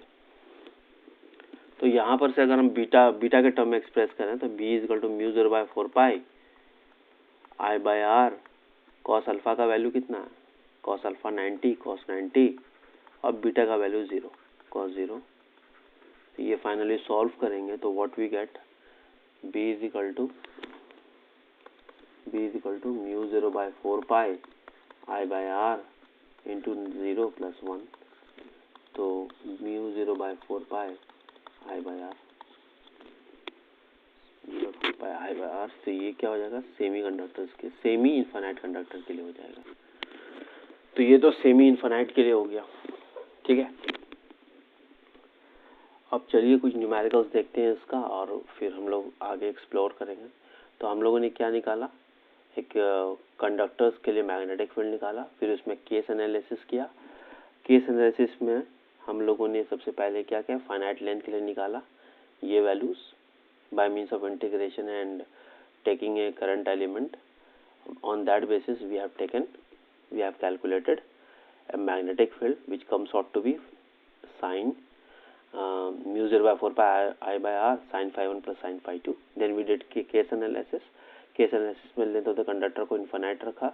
इन्फिनाइट रखने के बाद यहाँ पर phi 2, यहाँ पर देखिए phi 2 90 डिग्री हो गया और phi 1 हमारा 90 डिग्री हो गया। ठीक है, अब बीटा यहाँ पे कितना हो जाएगा, बीटा 0 हो जाएगा और अल्फा भी 0 हो जाएगा। ठीक है, तो दोनों से अगर आप रखोगे तो सेम रिलेशन आएगा। और यहाँ पर एक ग्राफ प्लॉट कर दिया इनफाइनाइट रिलेशंस का। ठीक है, और कॉस को साइन में कन्वर्ट किया, साइन को कॉस में किया। ठीक है, कर सकते हैं। When the conductor is semi infinite के लिए हम लोग एक तरफ इनफाइनाइट लिया, दूसरी तरफ हमारा ये हो गया सेमी इनफाइनाइट, दूसरी तरफ हमारा फाइनाइट एंड हो गया। ठीक है, तो चलिए हमारे पास ये क्वेश्चन है, ये AIPMT 2014 का है। इसमें क्या पूछा जा रहा है कि दो आइडेंटिकल लॉन्ग कंडक्टिंग वायर्स है हमारे पास, AOB और COD है, are placed at right angle to each other, at right angles to each other, placed at right angles to each other. ठीक है, with one above the other such that O is their common point, O is their common point। तो यहाँ पे क्या करना है, दो wire को हम लोग को लेना है, they are placed at right angle to each other. ठीक है, यहाँ तक। ठीक है, तो यहाँ पर अगर हम लोग सॉल्यूशन बनाएं तो ये हमारे पास एक AOB वायर है, एक AOB वायर है, A O, यहाँ पर सेंटर पॉइंट है O और B। इसमें करंट दौड़ रहा है, the current and I1 and I2, wire carrying current I1 and I2। ये I1 है, इसमें करंट। और एक दूसरा वायर हमारे पास है जो कि lying one above the other. ठीक है, यहाँ पर क्या बोल रहा है, lying one above the other with their common points. तो COD placed at right angle to each other with one above the other such that O is their common point। तो हमारे पास एक दूसरा वायर है, एक दूसरा वायर हमारे पास है जो कि सेंटर O से पास कर रहा है और ये हमारा क्या है, COD है। ठीक है, एक पॉइंट हमारा लाई कर रहा है। ठीक है, ये सेंटर O है और ये जो पॉइंट बोल रहा है कि the wires carrying a current I1 and I2, तो इसमें क्या करंट दौड़ रहा है, I2 दौड़ रहा है। ठीक है, point P is lying at A distance D from O, यहाँ पर एक पॉइंट लाई कर रहा है P पॉइंट। ठीक है, ये P पॉइंट लाई कर रहा है इस पॉइंट पर, इसका डिस्टेंस यहाँ से कितना दूर है, इसका डिस्टेंस यहाँ से D है। along a direction point D along a direction perpendicular to the plane containing the wire। तो इससे क्या होगा, एक प्लेन है जो कि परपेंडिकुलर टू इसके भी है और इसके भी परपेंडिकुलर है।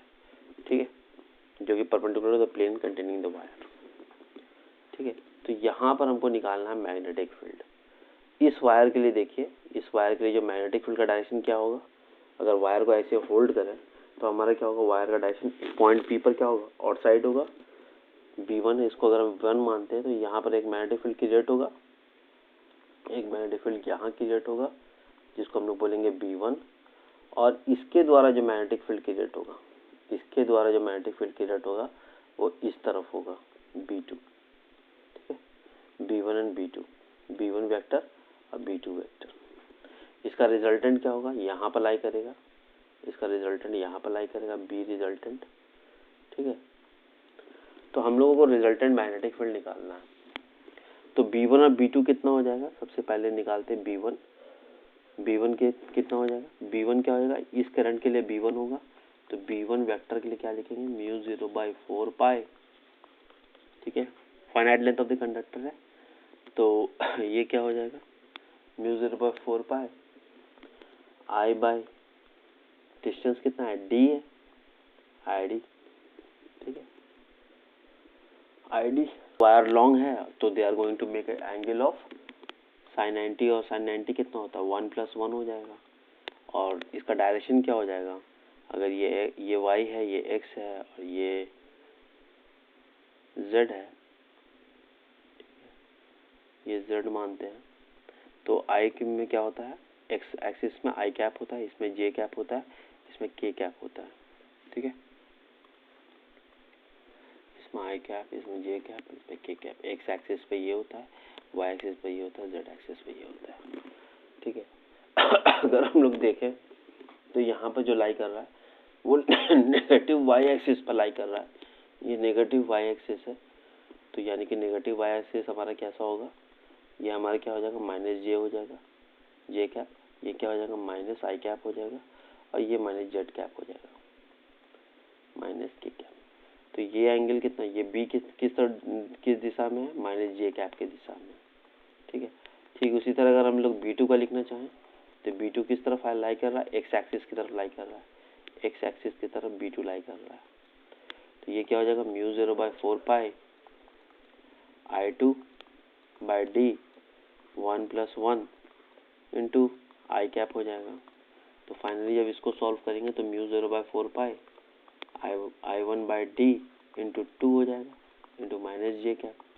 इसको सॉल्व करेंगे μ0/4 पाई I2d इंटू 2 इंटू आई कैप हो जाएगा। तो यहाँ पर रिजल्टेंट निकालना है, इस पॉइंट पर हम लोग को रिजल्टेंट निकालना है।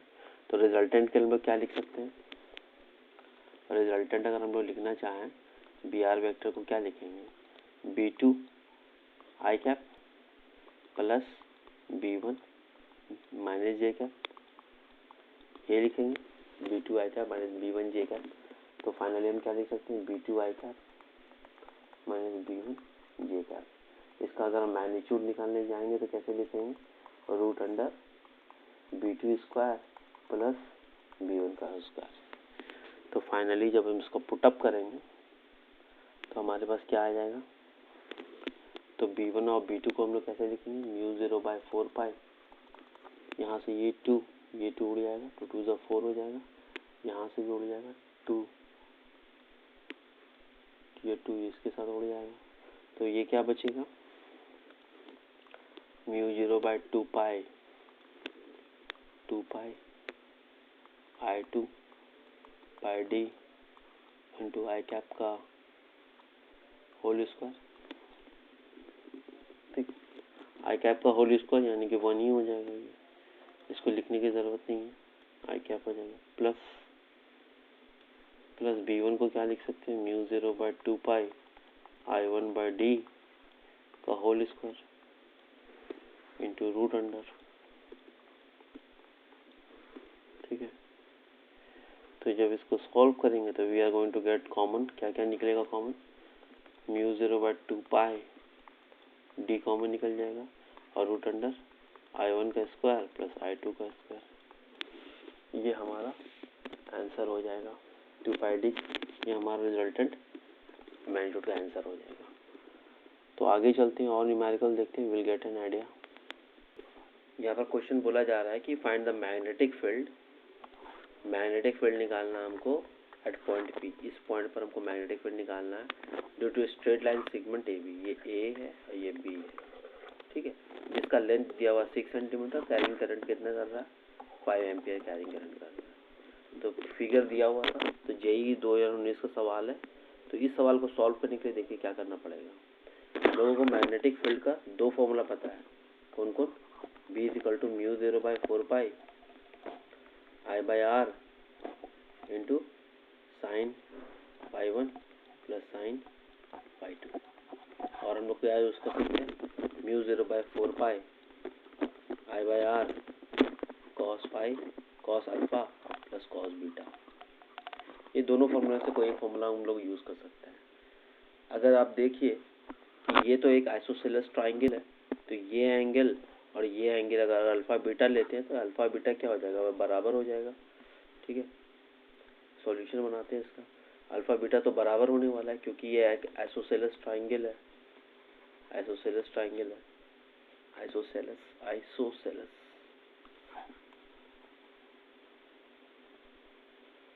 तो आइसोसेलेस ट्राइंगल का स्पेलिंग क्या होता है, लेट्स सी कि आइसोसेलेस इस तरह से आइसोसेलेस ट्राइंगल है, ठीक है। तो हमारे पास जो बेटर फॉर्मूला है, आप दोनों में से कोई एक यूज़ कर सकते हो, आप ये वाला यूज़ करो क्योंकि हमको अल्फा बीटा का एंगल पता है, अल्फा बीटा निकालना बहुत आसान है। तो यहाँ देखिए इस आइसोसेलेस ट्राइंगल में अगर हम एक परपेंडिकुलर बाइसेक्टर ड्रॉ करें, जब ये परपेंडिकुलर बाइसेक्टर ड्रॉ करेंगे तो ये एंगल कितना हो जाएगा, ये डिस्टेंस कितना होगा 3 सेंटीमीटर, यहाँ से यहाँ तक का डिस्टेंस कितना हो जाएगा 3 सेंटीमीटर, और यहाँ से यहाँ तक का डिस्टेंस 3 सेंटीमीटर। पाइथागोरस लगा करके अगर हम लोग को ये साइड निकालना है, तो अगर हमको BO निकालना है, अगर BO निकालना है तो BO square is equal to क्या लिख सकते हैं, AP square minus AB square AO square लिख सकते हैं। तो AP कितना है 25, 5 का स्क्वायर 25 और AO स्क्वायर मतलब 3 का स्क्वायर यानी कि 9, तो ये 16 हो जाएगा। तो BO हमारा कितना हो जाएगा 4। तो ये डिस्टेंस हम लोग को पता चल गया कि ये 4 है। ये एंगल अगर हम लोग को निकालना है तो ये एंगल निकालने का क्या तरीका है, अगर हम लोग कॉस अल्फा लें तो ये एंगल कितना हो जाएगा base by hypotenuse. Cos beta लें तो ये भी क्या हो जाएगा बेस बाय हाइपोटेन्यूस। तो बेस बाय हाइपोटेन्यूस करने से कॉस अल्फा बीटा निकल गया। अब हम लोग क्या करेंगे, अब फॉर्मूला लगा देंगे B is equal to mu 0 by 4 pi I by R into cos alpha plus cos beta. Cos alpha plus cos beta कितना 3/5। तो म्यू 0 बाई 4 पाई को क्या लिख सकते हैं 10 टू द पावर -7। करंट कितना है 5 और डिस्टेंस कितना हमारे पास 4 सेंटीमीटर, तो 4 into 10 to the power -2 into cos alpha beta कितना 3/5 प्लस 3/5। तो ये कितना हो जाएगा 6/5। फाइनली ये कितना हो जाएगा 6/5। तो 10 to the power -7 into 5/4 into 10 to the power -2 into 6/5। ये 5 उड़ गया, तो हमारे पास क्या बचेगा 1.5 बचेगा। ये हमारे पास क्या बचेगा 6 और 4 को करेंगे तो 2 3 जा 6, 2 2 जा 4, तो ये कितना हो जाएगा 1.5 into 10 to the power -5 tesla, ठीक है।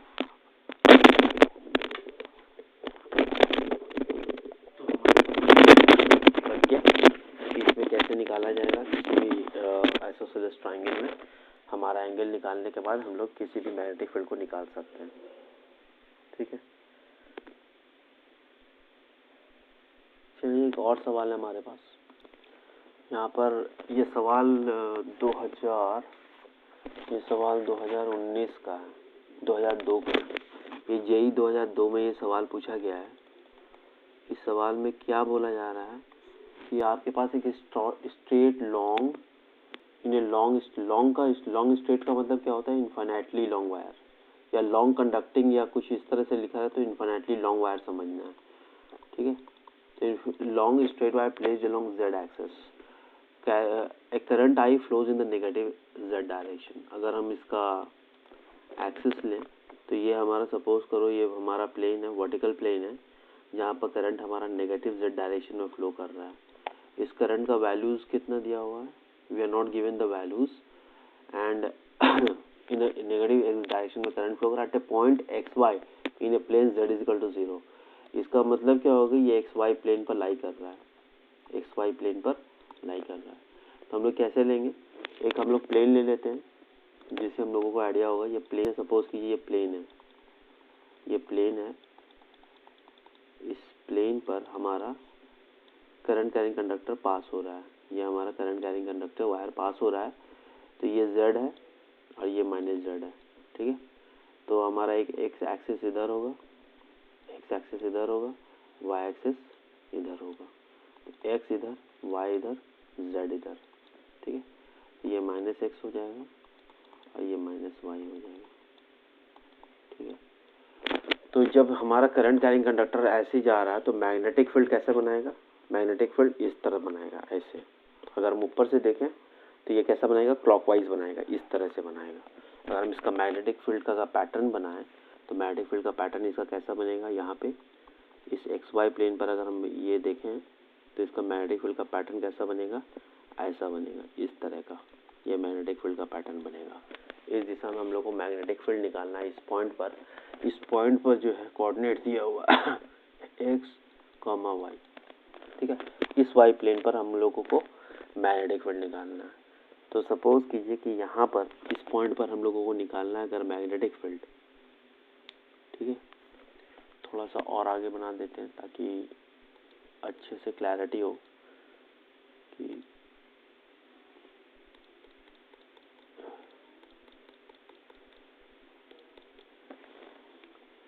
तो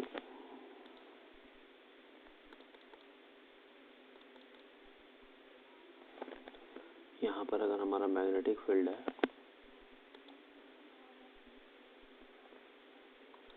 ये हमारा मैग्नेटिक फील्ड है,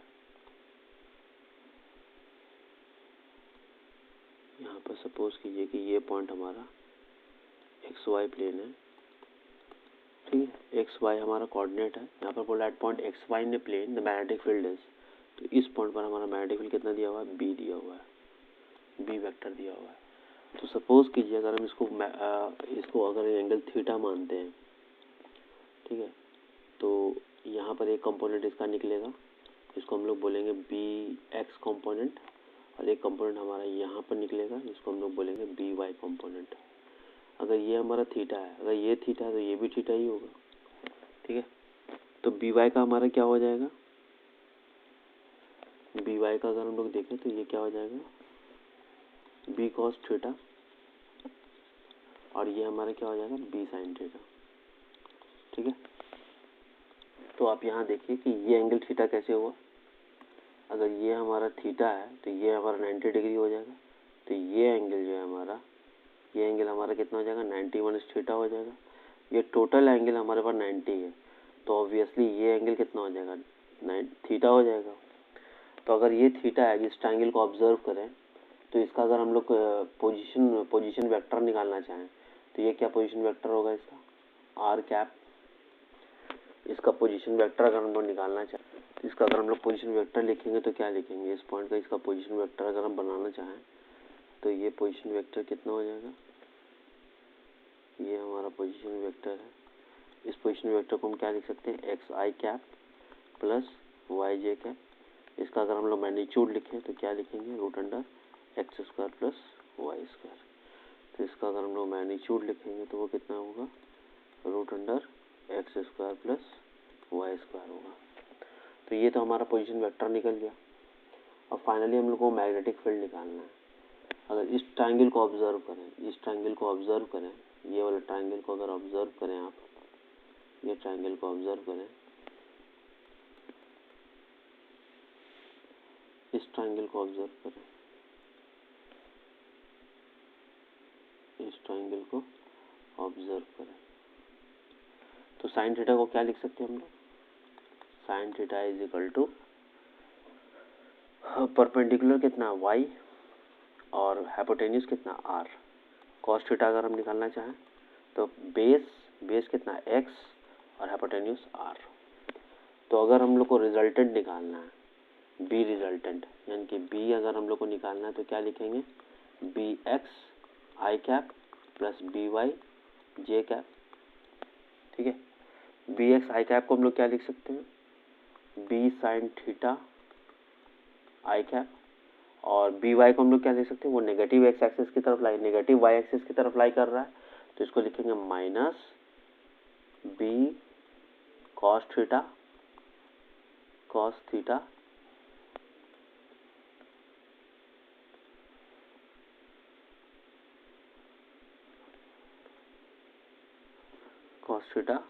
जे कैप।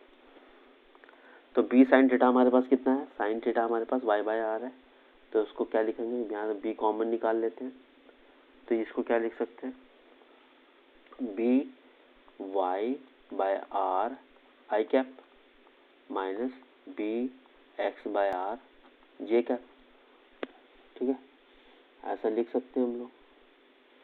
तो जब हम इसमें बी कॉमन निकालना है, बी बाय आर अगर हम कॉमन निकालना है तो हमारे पास आंसर क्या आ जाएगा, बी बाय आर अगर हम कॉमन निकालना है तो ये क्या हो जाएगा, वाई आई कैप माइनस एक्स जे कैप, वाई आई कैप माइनस एक्स जे कैप, ठीक है। तो बी को हम लोग क्या लिख सकते हैं, magnetic field due to infinite, long बोल रहा है तो लॉन्ग के लिए क्या होता है, mu zero I by 2 pi R, 2 pi R लिख सकते हैं हम लोग इसको क्या लिख सकते हैं, mu zero I by 2 pi R into 1 by R, और वाई आई कैप माइनस एक्स जे कैप, इसको क्या लिख सकते हैं finally, mu zero I by 2 pi R square into Y I cap minus x J cap, Y I cap minus x J cap. ठीक है, तो finally जब हम इसको सॉल्व करेंगे तो आर स्क्वायर का वैल्यू कितना होता है, x square under y square, तो mu zero I by 2 pi y I cap minus x J cap divided by root under x square plus Y square, ये हमारा आंसर होगा। ठीक है, तो बेसिकली ये पूरा वेक्टर पर था, आपको डायरेक्शन निकालने में थोड़ा सा ध्यान रखना पड़ेगा, इस तरह का कैलकुलेशन आपको ध्यान रखना पड़ेगा, जिसे आप पोजीशन वेक्टर्स निकालो, वेक्टर का मैग्नीट्यूड निकालो, फिर उसके बाद जो कंपोनेंट्स है उसको कंपोनेंट को तोड़ने के बाद फाइनली हमारा रिजल्टेंट वेक्टर निकल जाएगा। तो बी एक्स और बी वाई में तोड़ने के बाद रिजल्टेंट वेक्टर हमारा निकल जाएगा, ये हमारा रिजल्टेंट वेक्टर है। ठीक है, इसको हम लोग रिजल्टेंट बोल दें तो हमारा रिजल्टेंट वेक्टर है। तो इस तरह से हम लोग इस सवाल को सॉल्व करेंगे। फाइनली अब हमारे पास एक और एप्लीकेशंस है, इस एप्लीकेशंस को लगा करके हम लोग कंप्लीट करते हैं। चलिए,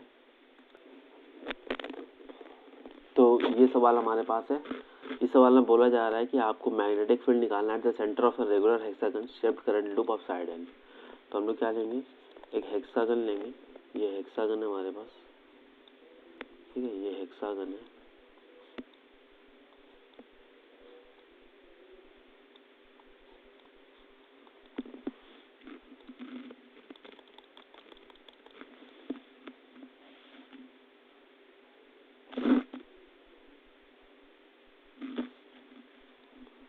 ठीक है, तो ये हेक्सागन है हमारे पास।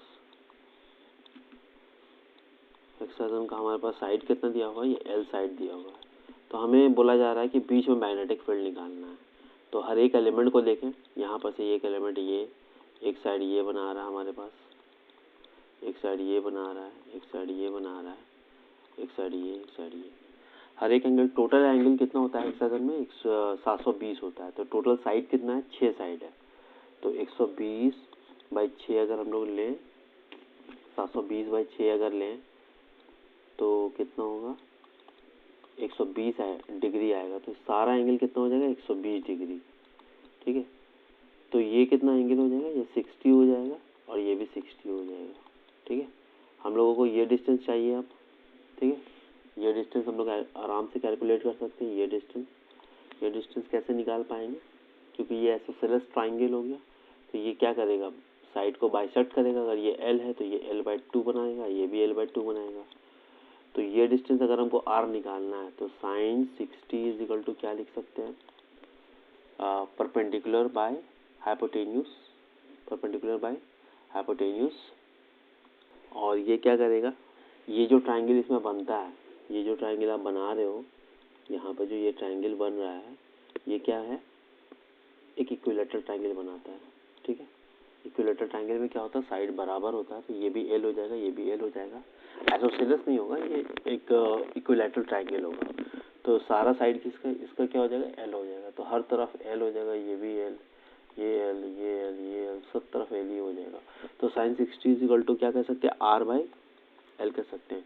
साइन 60 इज इक्वल टू क्या होता है, √3/2 इंटू L कर दें तो हमारे पास R का वैल्यू क्या आ जाएगा, √3L/2, √3L/2। तो फाइनली हमारा R निकल गया। हमको एक एलिमेंट के लिए अगर हम निकालें, इस एलिमेंट के लिए अगर हम निकालें मैग्नेटिक फील्ड, तो अगर हम इसको 6 से गुना कर दें तो हमारा क्या हो जाएगा, सारे एलिमेंट के लिए निकल जाएगा। ये सारे एलिमेंट के लिए निकल जाएगा सेंटर पर। तो टोटल मैग्नेटिक फील्ड अगर हमको निकालना है तो कैसे निकलेगा, 6 into B of the sides. तो बी ऑफ साइड इस एलिमेंट के लिए कितना हो जाएगा मैग्नेटिक फील्ड, तो टोटल मैग्नेटिक फील्ड कितना हो जाएगा, 6 into B of the individual sides, individual sides. तो 6 इंटू कितना लिखेंगे, बी इज इक्वल टू एक इंडिविजुअल साइड के लिए कितना लिखेंगे, mu 0/4 into I by D कितना है, आई बाय आर है, ये एंगल कितना हो जाएगा cos 60 प्लस cos 60, ठीक है, क्योंकि ये एंगल यहाँ पे सटा हुआ है, इसके वर्टेक्स पे है, उस पॉइंट पी पर नहीं है, इस पॉइंट पी पर नहीं है। अगर पॉइंट पी पर रहता तो हम लोग क्या लेते, 5/1 + 5/2 लेते। तो इसको सॉल्व करते हैं, 6 equal to mu 0/4 I by R का वैल्यू हम लोगों ने निकाल के रखा कितना, √3/2 इंटू एल, cos 60 कितना होता है 1/2 + 1/2। इसको सॉल्व करते हैं तो व्हाट वी गेट, 6 म्यू 0/4 को क्या लिख सकते हैं, म्यू 0/4 रहने देते हैं, ठीक है, आई 2 √3 एल, हाफ इंटू हाफ क्या होता है 1 होता है। तो फाइनली जब हम इसको सॉल्व करते हैं तो वी आर गेटिंग 2 2 ज़ा 4, ठीक है, 2√3, ठीक है, तो ये कितना 3 ज़ा 6 हो जाएगा। तो अगर हम इसको तोड़ना चाहें तो ये कितना हो जाएगा, 3 mu naught I by pi √3 L.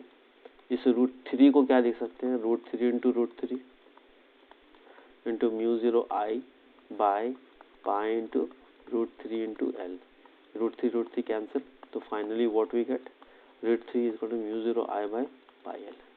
ये आंसर था, ठीक है। तो ये हमारा हेक्सागन के लिए निकला। किसी भी हम शेप के of conductor regular side of polygon के लिए हम लोग निकाल सकते हैं मैग्नेटिक फील्ड, बस जितना साइड रहेगा उस साइड से गुना कर देना है, ठीक है। यहाँ पर एक अंडरस्टैंडिंग की ज़रूरत और है हमारे पास। हमने क्या क्या केस पढ़ा था कि एक स्ट्रेट लाइन वायर है, उसके द्वारा अगर हमको मैग्नेटिक फील्ड इस पॉइंट पर निकालना है, अगर एक फाइनाइट साइज कंडक्टर है, इसके द्वारा मैग्नेटिक फील्ड निकालना है, अगर ये φ1 है और ये φ2 है, तो हम लोग कैसे लिखते थे, B is equal to mu 0/4 I by R, अगर ये आर है तो लिखते थे साइन φ1 प्लस साइन φ2 लिखते थे इस तरह से। अगर हमारे पास एक कंडक्टर है, सपोज कीजिए कि कंडक्टर ऐसे है, ठीक है, अब हमको यहाँ पर अगर निकालना है मैग्नेटिक फील्ड, अगर यहाँ पर मैग्नेटिक फील्ड निकालना है तो इसके लिए क्या करना पड़ेगा, इसके लिए सबसे पहले हम लोग क्या करेंगे, यहाँ से एक्सटेंड करेंगे और ये एंगल को हम लोग क्या लेंगे, ये एंगल जो सबटेंड कर रहा है, ये एंगल हम लोग कितना लेंगे, अल्फा, ठीक है, ये एंगल अल्फा लेते हैं तो ये टोटल एंगल कितना सबटेंड करेगा, बीटा, ठीक है। तो अब इसके लिए जो मैग्नेटिक फील्ड लिखेंगे, म्यू 0/4 आई बाई आर, ये आर लेंगे, ये आर लेंगे, ठीक है, ये आर लेंगे, यहाँ से यहाँ तक आर लेंगे, तो ये डिस्टेंस निकालना पड़ेगा हम लोगों को आर, और इसका जो लेंगे sign beta minus sine alpha लेंगे। तो हमारे पास दो केस है, एक इस तरह से है सामने सामने है, एक पॉइंट अबव और पॉइंट बिलो का केस है। ये हमारे पास कौन है, पॉइंट अबव और बिलो।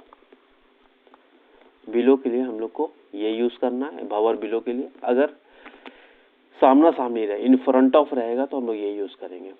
तो point P in front of a conductor, point in front of a conductor, हम लोगों को ये यूज करना पड़ेगा, ठीक है। तो ये दो कंडीशन हम लोगों को अपना मैग्नेटिक फील्ड कैलकुलेट करने के लिए याद रखना पड़ेगा, ठीक है। प्रूफ हमारा यही पूछा जाएगा क्लास 12 बोर्ड में, और इसके लिए हम लोगों को ध्यान रखना है। बस एक क्वेश्चन है जो जेईई मेन एडवांस में आया 2017 में, उसको देख लेते हैं। देखिए हमारे पास सवाल है, जेईई एडवांस का सवाल है। इस सवाल में क्या बोला जा रहा है, जेईई एडवांस 2017 का सवाल है। इस सवाल में बोला जा रहा है कि एक symmetric star shaped conducting wire है carrying a steady current I as shown in the figure. Distance between the diametrically opposite vertices is 4a। ये 4a दिया हुआ है। Magnetic field the centre of the loop निकालना है। तो magnetic field जो centre of the loop निकलेगा वो किसके किसके द्वारा होगा, हर एक वायर के द्वारा होगा। एक वायर ये 1 2 3 4 5 6, 7, 8, 9, 10, 11, 12। तो 12 वायर के लिए मैग्नेटिक फील्ड निकालना है हम लोगों को, ठीक है। तो यहाँ पर देखिए इस पॉइंट पर, ये तो सेंटर हो गया, सेंटर पे अगर हमारा ये एंगल, ये अगर हमारा 4A है तो ये हमारा कितना हो जाएगा, इस ट्राइंगल को देखें, इस ट्राइंगल को अगर हम एक्सटेंड करते हैं तो ये कितना हो जाएगा, इसको एक्सटेंड करेंगे तो ये कितना आएगा, इसको एक्सटेंड करेंगे तो ये हमारा कितना आएगा, ये हमारा 90 डिग्री आएगा, ठीक है। ये हमारा एकदम बीचों बीच अगर हम इसको लें, ये हमारा कितना आएगा, 90 डिग्री आएगा, ये 90 डिग्री। तो ये टोटल एंगल जो सेंटर पर बनाएगा वो 360 बनाएगा। तो ये तो 90 हो गई, हर एक एंगल यहाँ पर कितना है, 60, तो ये 60, ये 60, सब 60 है यहाँ पे, ठीक है। तो इसका अगर हम बाइसेक्टर लें तो ये एंगल कितना हो जाएगा, 30, तो ये भी 30 हो जाएगा। तो ये एंगल, टोटल एंगल कितना हो जाएगा, 60, ये 60 डिग्री हो जाएगा। इस ट्राइंगल को अगर हम बनाते हैं ऐसे, ये हमारा O है, इसको हम लोग O लेते हैं, ये O है। तो ये अगर हमारा 90 डिग्री है, थोड़ा सा और बेंड कर देते हैं इसको ताकि समझ में आए। तो ये हमारा वायर है, इस तरह से अगर हम लोग लें इसको, ये हमारा वायर है,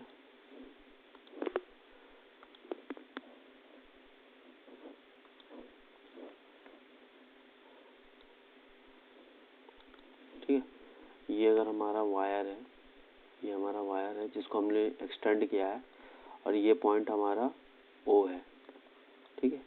यहाँ से ये एंगल कितना सब्सटेंड कर रहा है, 90 डिग्री, और ये एंगल यहाँ पर कितना हो जाएगा, क्योंकि सेंटर पर हमारा कितना एंगल बना रहा है, हर एक वर्टेक्स कितना एंगल बना रहा है, हर एक वर्टेक्स का अगर देखें तो ये हर एक वर्टेक्स हमारा 60 बना रहा है। तो अगर हम ये लें, इसका बाइसेक्टर लें, तो ये कितना हो जाएगा, 30, और ये भी 30 हो जाएगा। तो ये 30, ये 90 है, तो ये टोटल एंगल कितना, 60, ठीक है। तो ये बिलो पॉइंट का केस है हमारे पास, क्योंकि ये पॉइंट O जो है इस वायर के बिलो लाई कर रहा है, तो ये पॉइंट बिलो का केस है। तो अगर ये हमारा क्या हो जाएगा, ये बीटा हो जाएगा। तो बीटा तो हमारा 60 आ गया। अब हमको अल्फा निकालना है, ये एंगल अल्फा निकालना है।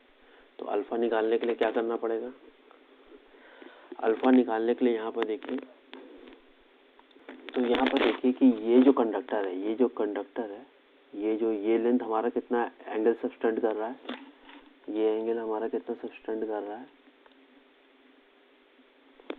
तो ये एंगल हमारा कितना, ये हमारा साइड है, जो साइड है, अगर ये साइड हमारा सेंटर पे, ये सेंटर पे कितना एंगल सब्सटेंड कर रहा है, ये 30 डिग्री सब्सटेंड कर रहा है यहाँ से।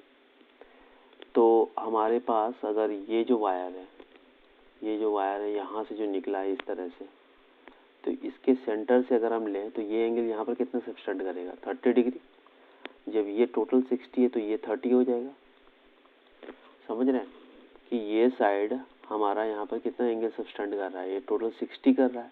जब इसका बाइसेक्टर लेंगे तो ये भी 30 होगा, तो ये भी 30 होगा और ये भी 30 होगा। जब ये 30 है और ये तो ये भी 30 हो जाएगा, है ना।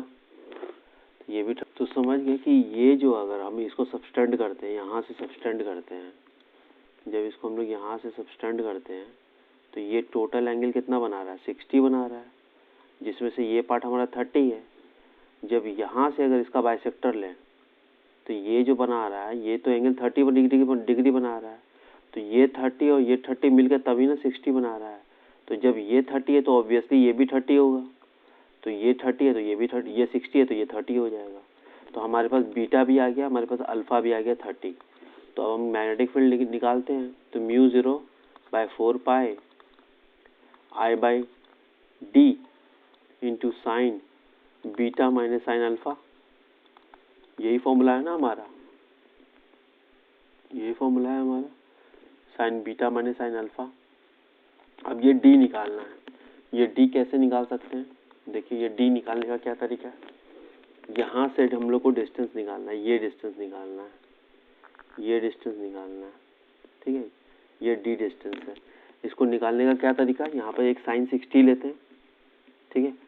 साइन 60 इज इक्वल टू क्या करेंगे, साइन 60 लेने से हमारा काम नहीं बनेगा, तो कॉस 60 लेते हैं। ठीक है, तो कॉस 60 अगर लें